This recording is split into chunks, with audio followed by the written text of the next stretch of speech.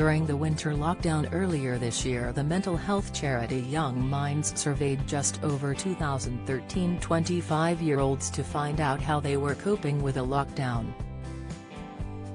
According to the survey, 75% of respondents said they found the winter lockdown harder to cope with than the previous ones.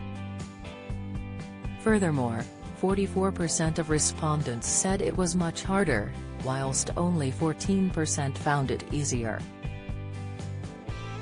On whether the COVID-19 pandemic would have a long-term negative effect on their mental health, nearly 70% said they thought it would. Young Minds says that this figure includes those who had suffered traumatic experiences, lost someone during the pandemic, or were concerned about their future educational and career prospects. The under-25s have suffered greatly during the winter lockdown, as they did during the first earlier lockdowns.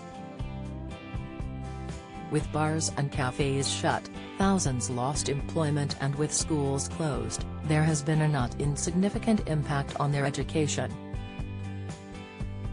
These have been key factors in the mental health of young people suffering since the pandemic began. Pfizer booster shot, the unexpected side effect after third dose. Pfizer finding, insight: a lot of young people have suffered or developed anxiety disorders such as health anxiety. Whilst these are unpleasant to experience, there are ways to identify them in others, and there are techniques you can use to recover. Generalized anxiety disorder, or GAD for short, is the medical phrase to describe anxiety. According to the NHS, the four main symptoms of GAD are: feeling continuously restless or worried, having trouble concentrating or sleeping, insomnia, dizziness, heart palpitations. Omicron symptoms: 7 early symptoms to spot and why they differ from the Delta variant. Tips: cancer, 3 red flags when going to the toilet, often ignored by men. Experts warning. Tips: high cholesterol, the sign on the back of your hand and tendons, how to lower it. Advice: other factors that may indicate you have GAD are if your worrying is uncontrollable, your worries are extremely upsetting, or your worrying significantly affects your daily life.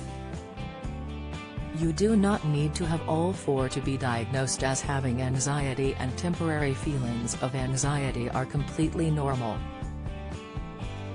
You should go and see your GP if your anxiety is beginning to affect your daily life. If your GP diagnoses you as having an anxiety disorder, there are 2 options available to you. The first of these is psychological therapies. You do not need to get a GP referral to see a therapist.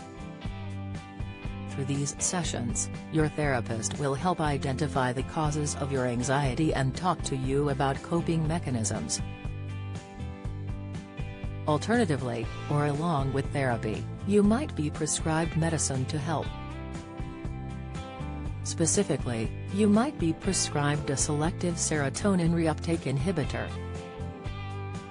This is a type of antidepressant that works by increasing levels of serotonin in the blood to improve your mood.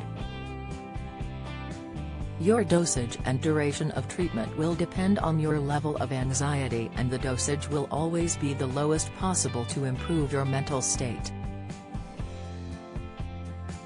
The important thing to remember is that anxiety need not ruin your life, despite how much it might hurt to live with it.